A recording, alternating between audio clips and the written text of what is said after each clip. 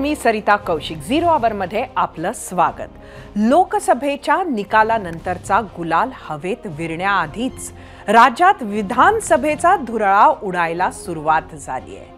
कालच शिवसेनेच्या दोन्ही गटांनी वर्धापन दिनाच्या भाषणात विधानसभेचं रणशिंग फुंकलंय आणि याच निवडणुकांमध्ये मराठा विरुद्ध ओबीसी संघर्ष केंद्रस्थानी असेल की काय असा सवाल उपस्थित झालाय.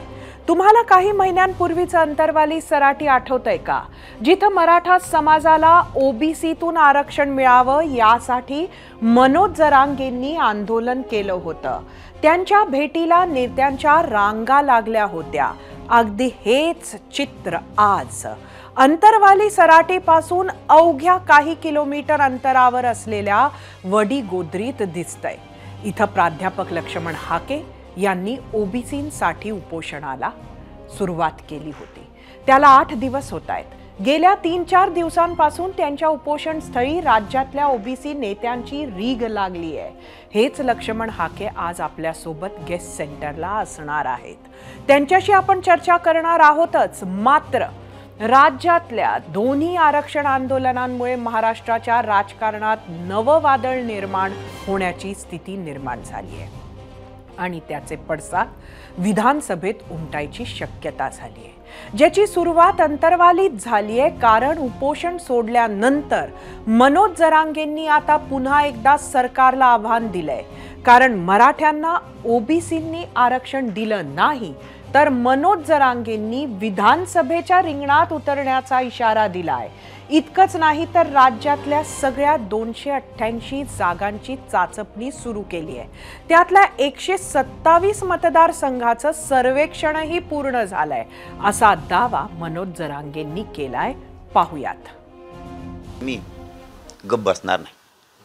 मी पूर्ण महाराष्ट्रातल्या 288 मतदारसंघात चाचपणी करणार आहे. कुठं कसं आहे, कसा मराठा बाहुल किती आहे, कोणाचं कसं आहे, कोणचा उमेदवार म्हणजे द्यायला पाहिजे, कोणत्या समाजात दिला पाहिजे, त्याच्या पाठीशी मराठा समाजानं उभा राहिलं पाहिजे आणि ते उभा करण्यासाठी मी करतो. मी आणखीन 6 टप्पे करणार आहे. आता शिकतो 2 टप्प्यात मी चाचपणी केली. म्हणजे आम्ही शोध घेतोय फक्त काय चाललं. याचा अर्थ असा बी नाही की आम्ही लढणार आहेत. हे मात्र हे सुरू आहे खरं आहे की पहिले 24 केलेत. मला वाटतं आता 43 काहीतरी आम्ही करतो. तर जवळपास 123 किंवा 127च्या आसपास आम्ही बघण्याचा अंदाज आमचा आहे. इतके दिवस निवडणुकांमध्ये उतरणार नाही, मतांच्या राजकारणात येणार नाही असं म्हणत मनोज जरांगेंनी राजकारणात प्रवेश केला नव्हता. मात्र आता त्यांनी आपली पुढची लढाई स्पष्ट केली आहे. त्यामुळे विधानसभेत त्यांचे पडसाद उमटू शकतात. दुसरीकडे ओबीसींच्या आरक्षणासाठी उपोषणाला बसलेले ओबीसी नेते लक्ष्मण हाकेंनी उत्तर दिलंय.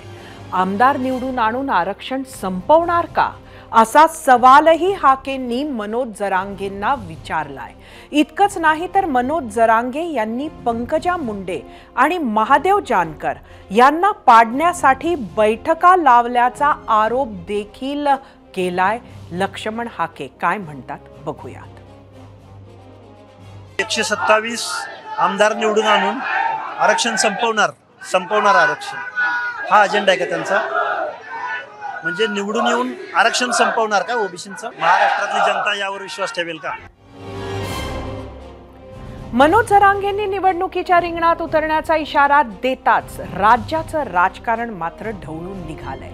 लक्ष्मण हाकेंप्रमाणेच ओबीसी नेत्यांनीही जोरदार उत्तरं दिली आहेत. ओबीसी नेते प्रकाश अण्णा शेंडेंनीही विधानसभा निहाय सर्वेक्षणाची घोषणा केली आहे. याच वाढत्या संघर्षावर होता आपला आजचा पहिला प्रश्न.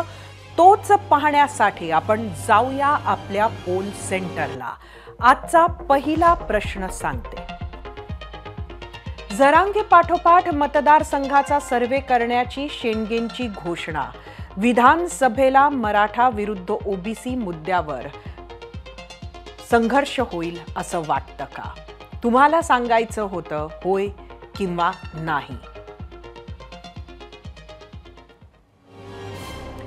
राज्यात मराठा आणि ओबीसी आरक्षणाचा मुद्दा चांगलाच तापलाय.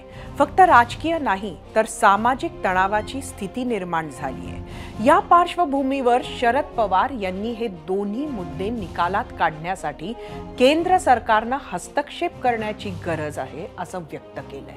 मर्यादेबाहेर आंदोलन जाणार नाही, सामाजिक ऐक्याला धोका पोहोचणार नाही याची काळजी घ्या असं शरद पवारांनी म्हटलंय। केंद्र सरकारला या सगळ्यात निव्वळ बघ्याची भूमिका घेऊन चालणार नाही।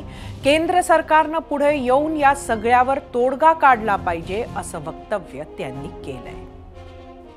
या दोन्ही लोकांच्या ज्या मागण्या आहेत त्या मागण्याच्या संबंधी मार्ग काढायला सरकारने, विशेषतः केंद्र सरकारने पुढाकार घ्यायची गरज आहे।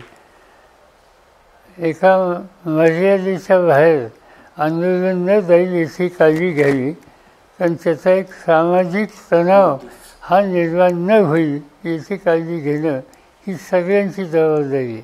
आम्ही इथं राजकारण आणू इच्छित नाही, पण इथं केंद्राला बघ्याची भूमिका घेऊन चालणार नाही। पवारांची प्रतिक्रिया पाहिल्यानंतर आपण पुन्हा एकदा जालन्यातील वडीगोद्रीत जाऊया। इथं ओबीसी नेते लक्ष्मण हाके आणि नवनाथ वाघमारे यांचं गेल्या 8 दिवसांपासून उपोषण सुरू आहे। ओबीसी आरक्षणाला धक्का लावू नये, ओबीसींच्या मूळ आरक्षणात मराठा समाजाचा समावेश करू नये, कुणबीच्या लाखो बोगस नोंदी त्वरित दखल घेऊन रद्द करण्यात याव्यात, ओबीसीच्या आर्थिक विकास महामंडळांना आर्थिक तरतूद व्हावी, ओबीसींच्या वसतिगृहाची प्रत्येक जिल्ह्यात योजना कार्यान्वित व्हावी आणि ओबीसींची जातनिहाय जनगणना व्हावी, या सगळ्या मागण्यांवर मुख्यमंत्र्यांकडून लेखी आश्वासन मिळावं यासाठी हे दोघं उपोषण करत आहेत। गेल्या 3-4 दिवसांमध्ये हाकेंच्या भेटीला ओबीसी नेत्यांची रीग लागली आहे। आज दुपारी विरोधी पक्षनेते विजय वडेट्टीवार यांनी हाकेंची भेट घेतली। हाकेंच्या भेटीवेळी वडेट्टीवार भावुकही झाल्याचं पाहायला मिळालं। त्यांनी उपोषण स्थळावरूनच मुख्यमंत्री एकनाथ शिंदेंना फोन केला, तर त्यावेळी मुख्यमंत्र्यांनी एक मोठं आश्वासन दिलंय, ते पाहूयात। साहेब, मी सीएम साहेब, मी आता हे उपोषण स्थळी आलो आहे। आमच्या ओबीसी नेत्यांचं उपोषण जे सुरू आहे, तुम्हाला मी काल पण बोललो, तुम्ही म्हणलात की पाठवतो शिष्टमंडळ मंत्र्यांचा। हा, बोला बोला। काळजी घ्या आणि आपण ओबीसीला कुठेही नुकसान होणार नाही, कुठेही त्यांचं आरक्षण डॅमेज होणार नाही याची पहिल्यापासून आपण खबरदारी घेतली आहे। त्यामुळे कुठेही जे शब्द आपले पहिल्यापासूनचे आहेत ते आजही कायम आहे आणि पुढे कायम राहणार।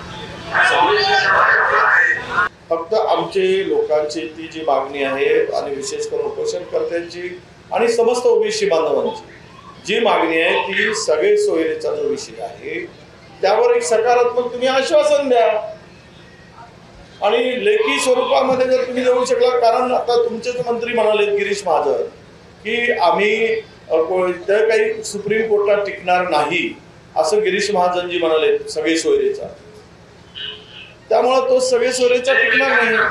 हा,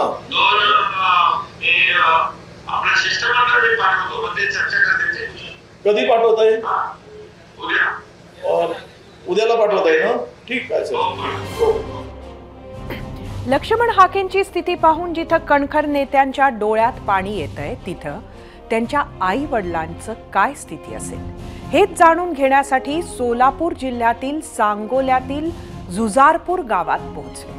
हेच त्यांचं मूळ गाव आणि त्यांचे आई वडील इथेच असतात। आम्ही त्यांना गाठलं आणि हाकेंच्या उपोषणावर काही प्रश्न विचारले। 8 दिवसांच्या उपोषणानंतर लेकाच्या प्रकृतीकडे पाहून त्यांच्या वृद्ध आई वडिलांना अश्रू अनावर झाले। एबीपी माझा, उघडा डोळे बघा नीट।